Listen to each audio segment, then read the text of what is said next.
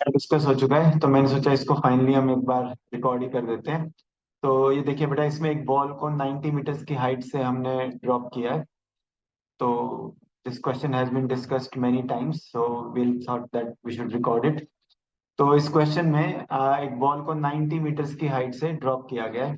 और जब बॉल किसी भी हाइट से रेस्ट से ड्रॉप होती है, तो जो फॉर्मूला उसकी स्पीड देता है एज इट रीचेस ग्राउंड या just as it reaches ground. ठीक है, मान लो यहाँ पे बॉल S1 स्पीड से पहुंच जाएगी, तो वो स्पीड √2 GH करके, ठीक है ना, v² = u² + 2as से हम निकालते हैं। तो इस फॉर्मूले से वो स्पीड आ जाएगी, इंस्टेंटेनियस स्पीड। ठीक है, तो ये आपके पास इंस्टेंटेनियस स्पीड आई जब बॉल इधर पहुंची। तो इसमें आपको बस वैल्यू सब्स्टिट्यूट करनी है और आंसर निकाल।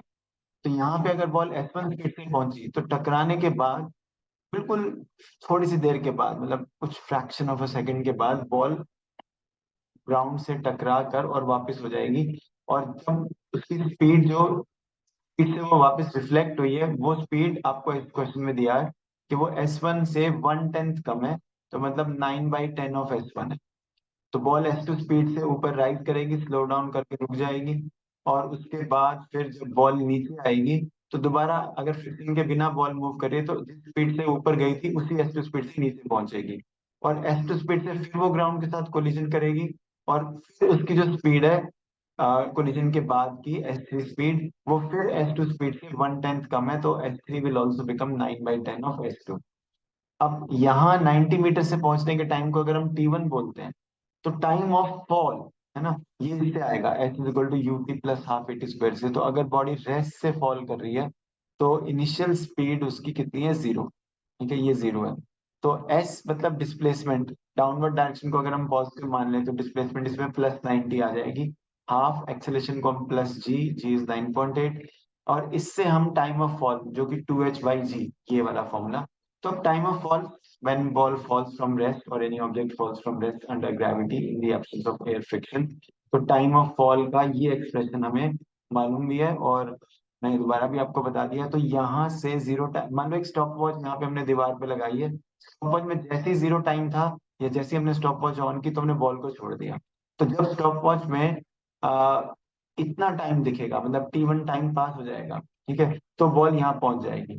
अब यहाँ टकराने के बाद बॉल को ऊपर जाने में मान लीजिए T2 टाइम लगता है, T2 टाइम इंटरवल लगता है, और बॉल यहाँ जाके रुक जाती है। तो फिर उतना ही टाइम T2 लगेगा जब बॉल दोबारा यहाँ पे आ जाएगी। फिर टकराने के बाद जब बॉल वापस ऊपर जाएगी, तो मान लीजिए ऊपर जाने में T2 टाइम लगता है, और इस डायग्राम में बताया नीचे आने में T3 टाइम लगता है। तो T3 और T2 इक्वल है। T3 और T2 इक्वल है। तो हमने अपने डायग्राम में इसको T3 दिया हुआ है, यहाँ से यहाँ तक जाने का टाइम और यहाँ से वापस आने का टाइम। उसके बाद टकराने के बाद बॉल फिर ऊपर जाएगी, तो मान लो T4 टाइम पे रेस्ट पे आएगी, और वापस आने में फिर उसको T5 टाइम लगता है। तो क्योंकि यहाँ से यहाँ और यहाँ से यहाँ जाने में भी सेम टाइम है, तो T4 और T5 भी इक्वल।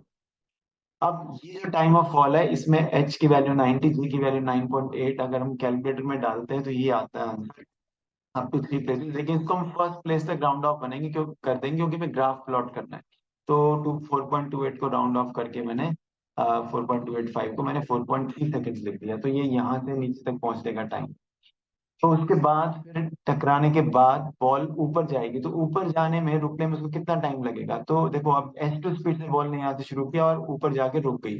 तो अगेन, या तो आप v = u + AT से करो, या मैं आपको पहले बता चुका हूँ मोशन अंडर ग्रेविटी ग्रेविटी में, time taken to reach greatest height initial speed divide by g की वैल्यू मैग्नीट्यूड में, इतनी time taken to rise to greatest height. अब बॉल ने यहाँ से S2 स्पीड से शुरू किया, तो S2/g स्पीड, S2/g टाइम उसको लगेगा ऊपर पहुंचने में, और फिर उतना ही टाइम S2/g उसको वापस आने में लगेगा। तो T3 = T2। तो T2 की वैल्यू निकालने के लिए आपको जो सेकंड स्पीड है उसको G से डिवाइड करना है। तो अभी हम सेकंड स्पीड कैलकुलेट कर लेंगे। फर्स्ट स्पीड देखो, जो यहाँ पहुंचने की स्पीड थी, वो आपने इस एक्सप्रेशन में G और H की वैल्यू डाली, तो वो इतनी आ जाएगी 42.0। ये एग्जैक्ट आएगी, इसमें अप्रोक्सीमेशन भी नहीं करना पड़ा। और पहली बार ग्राउंड को स्ट्राइक करने के बाद जो S2 स्पीड से वो राइज करेगी, तो इसका 9/10 अगर हम करेंगे, तो राउंड ऑफ करके यहाँ पर 37.8 मीटर पर सेकेंड, तो इसकी वेलोसिटी आ जाएगी। ये इसकी स्पीड आएगी फर्स्ट बाउंस के बाद, स्पीड आएगी 37.8। तो अब ऐसे हम चाहे तो थर्ड स्पीड भी निकाल सकते हैं, क्योंकि 37.8 मीटर पर सेकंड की स्पीड से ऊपर गया और उसी स्पीड से बॉल वापस ग्राउंड पे पहुंचा, और फिर 37.8 का जो 1/10 है उसका लॉस हो जाएगा। तो आपके पास जो यहाँ पे जो सेकंड बाउंस के बाद उसकी स्पीड आएगी S3, वो इसका 9/10 होकर इतनी हो जाएगी। तो बट इसकी शायद हमें जरूरत नहीं पड़ेगी ग्राफ प्लॉट करने के लिए। तो बॉल को ऊपर से नीचे पहुंचने में इतना टाइम लगा था। अब U/G जो हमने S2 की वैल्यू निकाली, U/G इसमें अगर हम डाल दें तो फिर S2 की ये वैल्यू इसमें डाल के, G की 9.8 वैल्यू डाल के, तो बॉल को यहाँ से फर्स्ट बाउंस के बाद ऊपर तक पहुंचने में जो टाइम लगता है वो कैलकुलेटर से निकालें तो 3.857 कुछ सेकेंड्स, ऐसे करके इसको राउंड ऑफ करें तो 3.9, फर्स्ट प्लेस तक राउंड ऑफ करो ग्राफ प्लॉट करने के लिए। नीचे आने में भी 3.9 सेकेंड्स लगेंगे, 3.9 सेकेंड्स ऊपर राइज करने में लगे और उतना ही टाइम नीचे आने में लगेगा। अब अगर हम यहाँ से टाइम देखना शुरू करें स्टॉप वॉच में, यहाँ से स्टॉप वॉच में टाइम देखना शुरू करें, तो आपके पास 4.3 सेकेंड्स नीचे आने में लगे, और 3.9 सेकेंड्स उसको नीचे से यहाँ तक जाने में लगे, और फिर 3.9 और लगे नीचे आने में। तो ये टोटल टाइम जो है ये 12 सेकेंड से ज्यादा हो जाएगा, 12.1 बनेगा अगर आप इन तीनों को ऐड करो। तो हमको आगे वाले बाउंस को कंसिडर करने की जरूरत नहीं है, तो हमारा ग्राफ उससे बन जाएगा। अब ये वैल्यूज तो हमारे पास आएगी, ये ग्राफ प्लॉट होगा बेटा इसमें। तो क्योंकि हम स्पीड का ग्राफ प्लॉट कर रहे हैं तो हमें नेगेटिव साइड तो जाने की जरूरत ही नहीं पड़ेगी। अब देखिए यहाँ पर ये टाइम एक्सिस है, ठीक है। तो स्टॉप वॉच में क्या टाइम दिखेगा, स्टॉप वॉच में जब बॉल यहाँ आएगी पहली बार तो टाइम आएगा 4.3, लेकिन जब बॉल यहाँ पहुंचेगी तो जो टाइम आएगा वो 4.3 प्लस जो उसको ऊपर जाने में टाइम लगा है 3.9, तो स्टॉप वॉच में टाइम आएगा 8.2। और फिर जब ऊपर से वापस नीचे पहुंचेगी बॉल, तब स्टॉप वॉच में टाइम आएगा 3.9 plus 3.9 plus 4.3 which will be 12.1 second. तो 12.1 सेकेंड्स तक का ग्राफ ही हमें प्लॉट करना है।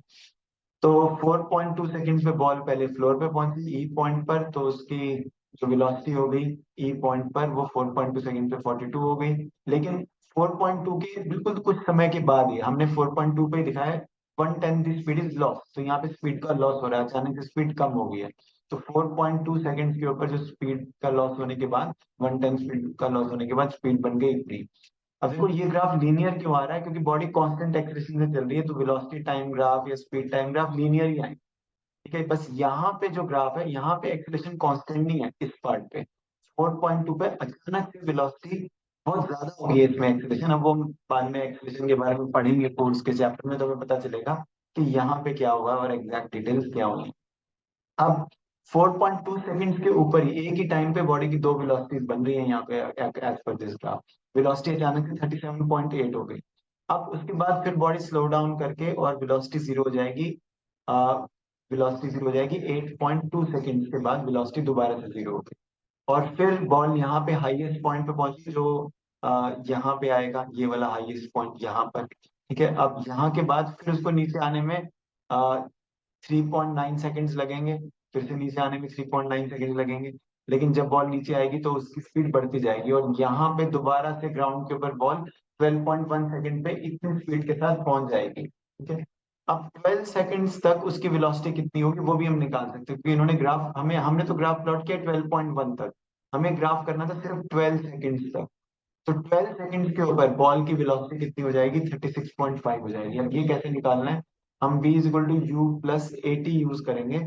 लेकिन बॉल कहाँ से कौन से टाइम इंटरवल में v is equal to u plus a t use करोगे, आप v is equal to u plus a t को यूज करो जब बॉल यहाँ पे पहुंची है, यानी कि 8.2 सेकंड से लेकर और 12.0 सेकंड के इंटरवल पर। तो डेल्टा टी आ जाएगा इतना, और बॉल ऊपर सबसे ऊपर 8.2 सेकंड पे रेस्ट पे थी। ठीक है, स्टॉप वॉच का टाइम है।